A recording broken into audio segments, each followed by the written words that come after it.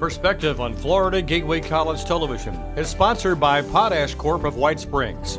Potash Corp, helping nature provide.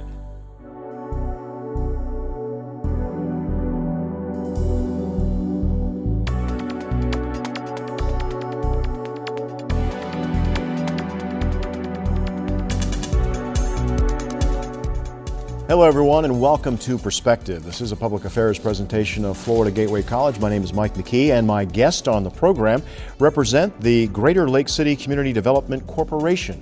They'll be talking about how they put folks into homes when we come back. We'll introduce you to them when we come back. Don't go away.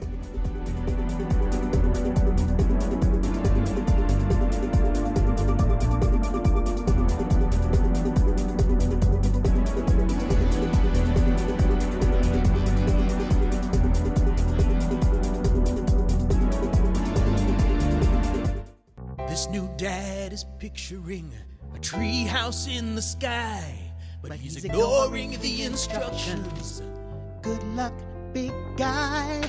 His kids know that he's building without a clue. Never been so good with nails and glue. Now we're trapped inside a box. I hope Mom knows what to do. Mom! See, you don't have to be perfect to be the perfect parent.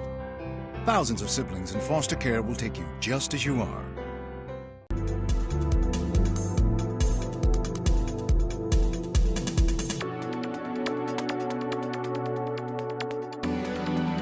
Welcome back to Perspective here on Florida Gateway College Television. My name is Mike McKee and my guest on the program, Lester McCullum. He is the Executive Director of the Greater Lake City Community Development Corporation. Robin Green is President of People's State Bank and Alonzo Galloway is President of the Lake City Greater CDC. Welcome to the program. Thank you. Thank you. We had you on here about a year ago. Yes. We were talking. I think we had a contractor on the program, Mr. Whidden. Roger Whidden. And we talked about some projects that you were doing, and I think it's a program that not a lot of people know about. So Lester, tell us a little bit about what your organization does and how it helps people in Lake City and Columbia County. Well, we provide affordable housing for low to moderate income individuals and families that need homes. They come in and we do an interview with them and take the application, and the process is to find out where they are with their credit so that we can get them qualified through the bank for a mortgage. So you help people now. Is this existing homes or are these brand new homes that you're trying to get folks into? Well, actually we do new home construction where we can get our people qualified, but we do pre-existing home as well. So there's a mixture of new and pre-existing homes. Now, is home ownership out of the question for a lot of folks because of problems with credit? Well, regrettably, yes. There are some that we just can't qualify because of income or in our credit issues. But about 80% of these individuals we can provide housing for. It's a process, but when we go through it, we can get their credit score to around 600 or 620. Those people, those individuals, we can qualify for new home ownership.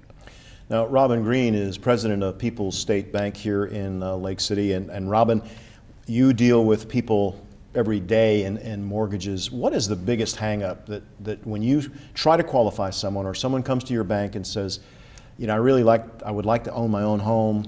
Can you help me? What is the one obstacle that kind of you have to say, well, you know, we need to fix that? What's a lot of times, problem? like Lester says, it's credit. You know, people might have had one mistake or whatever, and their credit score is not good enough to meet the needs. And most banks, like us, don't keep the long-term mortgages. We package them and sell them to Fannie Mae, Freddie Mac, and they have guidelines, and they only accept certain levels of credit score, and that's the biggest problem, Mike. Well, Robin, tell me what can screw your score up? I mean, is there? Well, you know, when you're young, you might have missed a payment, you might have overextended your credit card. There's a number of different things, and you know, people like Lester help the people try to get the score better, and there's things you can do to improve the score, and it takes a while. I mean, it's a work in progress. But so if I'm a young person, like many that go to school here Sure. at Florida Gateway College, and your parents may have signed for you to get a credit card, and you overextend. How do you overextend? I mean, doesn't the credit card say, the company say, hey, you can't charge anymore on here? Well, they do, but sometimes when different credit bureaus look at it, they see that you've maxed out your credit card maybe. So a credit company can go in and look at what you're, Right. And they can do this. They have programs and algorithms to look at different credit and all your bills and all your payments, and do you have too much variable or adjustable debt? Do you have too much? How many times have you been late? All that factors into an algorithm to give you a credit score. So being late with a payment. Yeah. Now, even if you pay the fine or Right. the extra fee, that still goes against your credit score. If you're over 30 days late, that really is where it kicks in. Sometimes before that, but you don't want to be 30 days late. But Robin, this extends to cars as well. Oh, it I mean, extends to all any kinds. any kind of loan that a bank will make, whether it's on a car, a boat, jet Sure. ski, whatever you're going to. We're a community bank, and we want, we think we know people, but still we have guidelines that we have to follow from regulators and all. And so, yeah, we have to have, satisfactory credit scores to be able to even start. And so it does affect all credit. Just because you're a nice person doesn't mean you're going to get a loan. Unfortunately, those days are probably behind us. Yeah. So, so talk about Lester's program. The bank is involved through Chris Dampier, who could not be here. Chris is a vice president at Peoples. He's also on the board with you, Lester, at Yes, he Greater serves as our CDC. treasurer, yes. Talk about what the bank's role in this. Do you do counseling, or is that more what the CDC does? That's more what they do.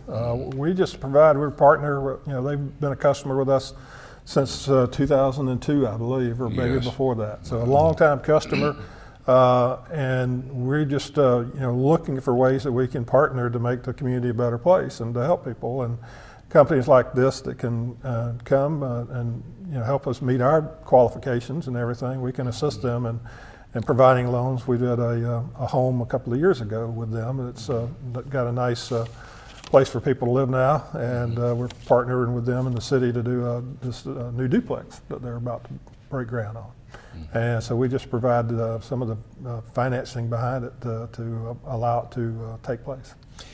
Well, Lester, let me ask you, before any loan is made, before any contract is signed, and you talk to a client who maybe wants to be a part of this program, how do you make sure that they're going to do what they say they're going to do? I mean, because you can make a crazy mistake when you're young, and you want to do the right thing now. What kind of counseling do you go through with the client? Well, we determine how long they've been on their job, and they need to be on their job at least a year. That's some of the regulations from the bank as well. We look at their income, and we look at their credit score. And between those three variables, we can determine whether or not there will be a good credit risk for a mortgage for a home. What type of mortgage is typical? Is it a 30-year mortgage? Yeah, a 30-year fixed is what we're looking for our clients. That's the best possible scenario for them. And the payments are much better as well. Now, Alonzo, I want to include you in this conversation as well. But talk about this latest project that you've got going. It's a duplex. Who's going to own the duplex? Will this be one owner? Will it be the CDC's ownership of the duplex? And will you lease it out, or how is that going to work? Yes, it'll be the CDC, and it's a two-family unit. And basically, when we have the tenants there, they're first-time home buyers, and we try to get them qualified, pre-qualified for the housing there. We do have financial literacy that we instruct the prospective buyers, and we want them to be aware of home ownership responsibility and financial literacy, the importance of the credit score, which is already we stated about how important that is. And usually the young people, we try to get them focused on that because it's very important, and that credit score means a lot, and as Lester was saying, is monitored by 3 credit agencies, and it varies, and that's basically what we try to focus them towards. Make sure you pay your bills on time, and as time go along, you building your credit rating up, and the better your credit rating are, the better chance you stand. Now, Lester, you talked about rehabbing the credit, and Robin, you may be the one to answer this. How long does it take to rehab that credit to where the bank is willing to take a chance on you? Is it a good faith gesture on the part of someone who's trying to rehab their credit? Or I don't know. Maybe Lester, we actually communicate with the reporting agency, Equifax, TransUnion. They have something posted on their credit report that the bank will recognize or perceive to be as a problem. And those issues, we check with our client to find out, is it a debt that you actually owe? Is this a typo or misprint? If it is, whatever the situation is, we start to communicating with that reporting agency. We'll write letters on their behalf, either denying that they actually owe the debt unless they can produce a receipt. And if they do owe the debt, we encourage all of our clients to make sure that we find a way to get money enough to actually pay it off. That's another thing. If you actually owe it, we don't encourage you to try to dispute it. We encourage you to pay that debt off. Now, is that part of the rehab process where you pay that? Is there other things you can do? I heard that if you take out a credit card and you make payments on it, you don't buy a lot of stuff, but you just you show the credit company that you're able to make the payment and you make it on time. Is that part of the deal? Some of what you call your new credit, establishing new credit by getting a credit card from the bank, or either a prepaid credit card or a minimum of $500 limit on a credit card, and you make your minimum payments every month. That's a form of rebuilding your credit. Anything that is bad credit, like we say, we try to either pay it off or we dispute it if you don't really owe it. The only process you can do in that is to establish new credit. Robin, let me ask you, credit is not taught in school.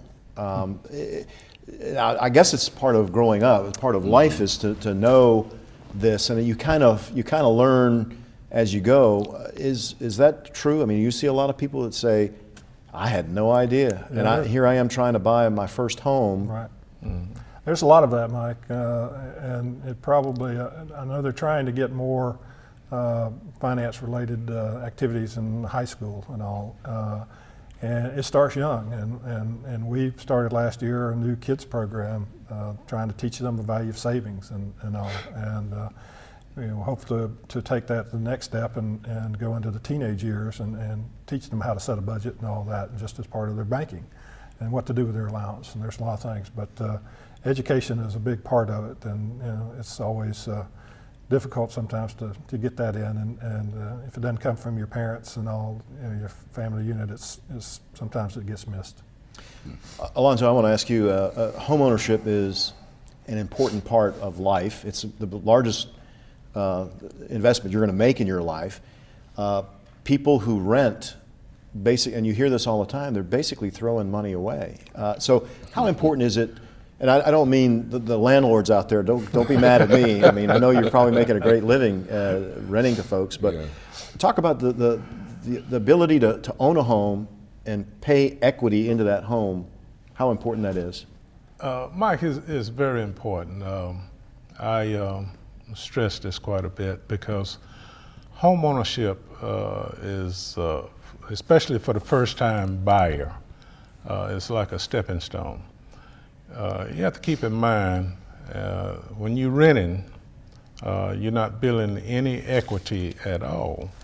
But if you own your home, over a period of time, you're building equity into it. There will be a value at the end of those payments that otherwise you're building equity for a landlord. Right, because what happened is this, if you continue to rent, when you leave there, the only thing you own is a pocket full of rent receipts. and that's just clear cut and dry. Well, I mean, how, and again, Alonzo, a lot of people don't realize that until they get older. Right, true. Rent is just, a way of life. I know that when you're in college, you don't buy a house, but it is important to, once you get older, that you own something that has value at the end of your payment book. Right, and another thing too, you can, as time go along, you can borrow against that. You have some equity built up in your home. One of the most exciting thing when you're young is that first home. More than likely it's going to be a starter home, and then after you get comfortable there, you probably look at another home. I'll give you a good example. Some people look at the fact that, oh, the mortgage rate is so high, I'm paying so much a month. But you got to remember that over a period of time, salaries go up. And what looked like it was very expensive starting out, over a period of time, you say, oh, that's great, because for example, a 30-year mortgage, you'd be able to look back and say, oh, my utilities exceed what my mortgage was way back then. So that's the way you look at it. You look at it at a positive point of view. Yeah. Robin, before we take a break, I want to ask Robin a question about second-time home buyers. There's a track record at that point. You're more likely to make a loan on a second-time home buyer, or someone who's bought their second or third home? Sure, if they've bought a home and they have equity in the home or not, as long as they're making their payments and doing everything, that it shows up well, so that they can, at the point in time their income allow it, they can move up and go from that starter home to maybe one of their dream homes or whatever. So every bit helps, and right now the mortgage market and mortgage rates have been favorable.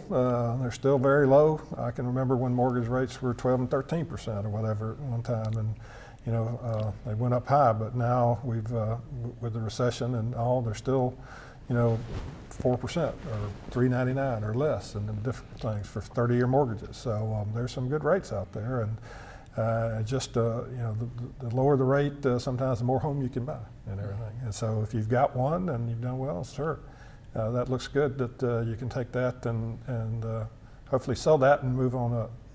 So, if you're looking for a mortgage, see Robin Green. That's right. We're going to take a break. When we come back, we'll chat about a fundraiser. This just doesn't happen without funding. So, we're going to talk about a fundraiser for the Greater Lake City CDC. We'll do that when we come back. Don't go away.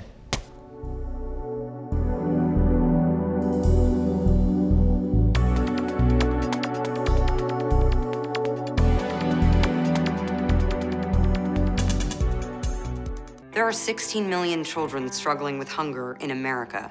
That's 1 in 5 daughters, sons, neighbors, and classmates who don't know where their next meal is coming from. Yet billions of pounds of good food go to waste every year. It's time we do something about it. Feeding America is a nationwide network of food banks that helps provide meals to millions of kids and families in need. Visit feedingamerica.org to help them feed even more. Together, we can solve hunger. Together, we're feeding America.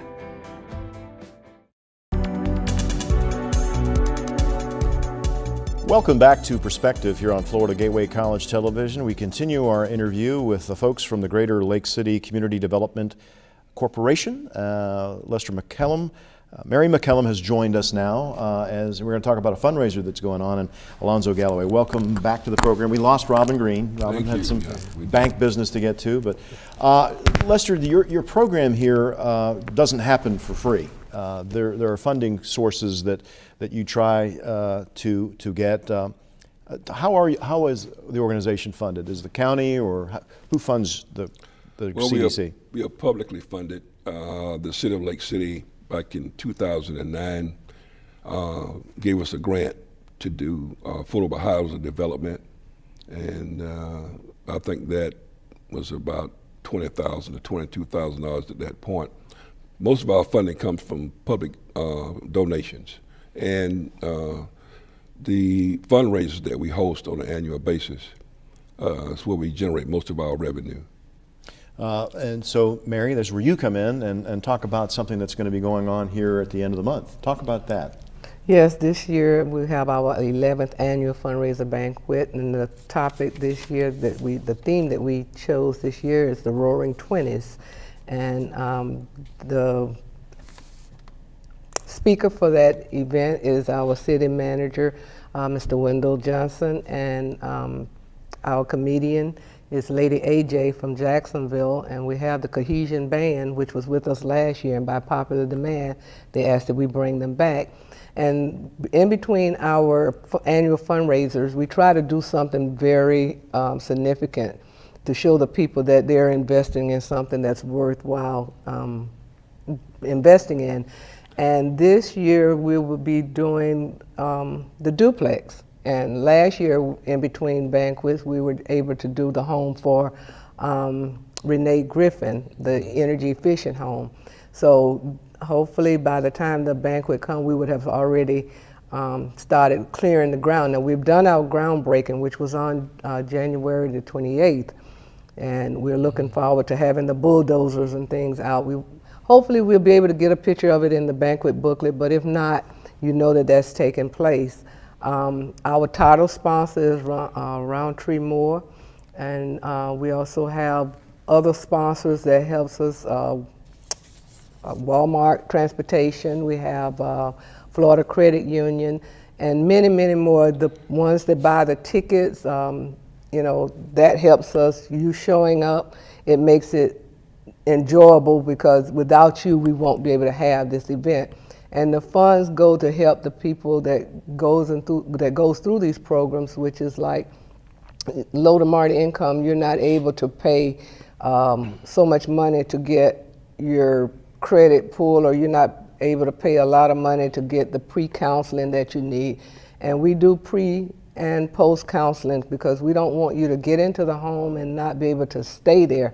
So we work with you from the beginning, in the middle, and at the end. So we have a long relationship with our clients. Lester, how important is that to stay with the folks through the process? Because I can imagine some people may get overwhelmed.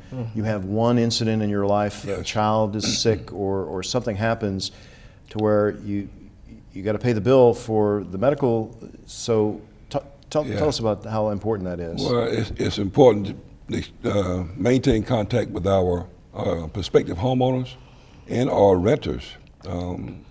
If there's a problem in your life, and we all have problems, especially with income, like you say, a sickness would come up, or something that prevents you from having all the money in your budget that you need to take care of your bills for the month. We start to prioritizing. The first thing we tell our clients and renters is you want to get your rent paid, okay? You need a place for your family. You need a place for yourself. And that's priority one, rent and mortgage. Then you got your utilities as well. So we encourage them to pay those as well. If you have a problem with a shortage for maybe a loan that you've taken out, revolving credit, we can contact those individuals and explain the problem that you're having with your funding and your financing, and let them know that you can make some adjustments in my payment, give me a 30 or 60 day grace point here until I can get back and get my finances caught up, and I can start making my payments again. But it's very important that they do their mortgage payment or their rent. That's always going to be key. Those key things that we really tell them to do. Mary, is there other fundraisers, or is this the one main one that keeps you guys going all year round? This is the major fundraiser. We do different little things throughout the year. We had a fundraiser breakfast. We do just some little things in between, but we mostly concentrate on the big banquet that we have. If someone wanted to make a contribution to help someone get into a home, you'll take a check of some. Yes. I mean, I don't think Lester's looking at yes, we're tax deductible. Anything that you donate to us, we can give you a receipt and you can file it when you do your taxes. We do have a GoFundMe account set up. So that's something that's new. We hadn't always had that, but now you can go to GoFundMe and make a donation. We're affiliated with the Chamber of Commerce, and even when you donate to United Way, you can ask United Way to have money allocated to the CDC to help us with what we do. Alonzo, I wanted to ask you about, you could probably do a lot of homes if you had the folks that would make contributions to do the credit stuff. You think you'd have a waiting list of people that wanted to get in the homes? Yes, we have about 20 people in the pipeline as it stands now, and it's just a matter of working with them on their credit and getting them prepared for home ownership. And once we get them into the homes, as Mr. McKellen was saying, it's a follow-along event. And by following along with them to make sure that everything is rolling smooth. Again, we help them in every way that we can from the beginning, and if necessary, we'll go all the way to the full term of the mortgage, because we constantly want to build this community to provide affordable housing, and which is the more people you get into housing, it is a good tax base. Oh yeah, those folks, if you're renting, you're not paying homeowners or ad valorem taxes. So. Right. That's very good. Mary, you'd want to add? Yes, also, if there are people that have properties that are just sitting there and they don't have any intent of doing anything with it, if they would donate that property to the CDC, that would also help with people that need a home, because we got to have the property in order to build on. And if you have property that's sitting there and older people have died off and you don't intend to live there or whatever, and it's just sitting there and you're paying taxes on it, it would be a good thing to donate it to the CDC and do it as a tax write-off. If you'd like more information about the Roaring 20s going on at the Columbia County Fairgrounds, it is the 27th of February at 6 o'clock. The number is 965-0333. If you'd like more information, get a ticket. Lester, you wanted to do a recognition before we close the program. Yeah, I'd just like to compliment the People's State Bank for their participation in this project with the development of the duplex. They financed 75% of that project, and the city of Lake City, the CRA, financed 25%, which made the funding possible for this development of this duplex apartment for our lower to moderate income individuals. So we just like to thank those two entities, the CRA and People's State Bank, for to help us develop this affordable housing unit. And we all want to say thanks to Chris Dampier as well from the People's State Bank and Robin Green. Thank you all for being on the program. Thank you for having us, Mike. Thank you. We hope to see you at the Roaring 20s event on the 27th of February. Until next time, I'm Mike McKee. So long.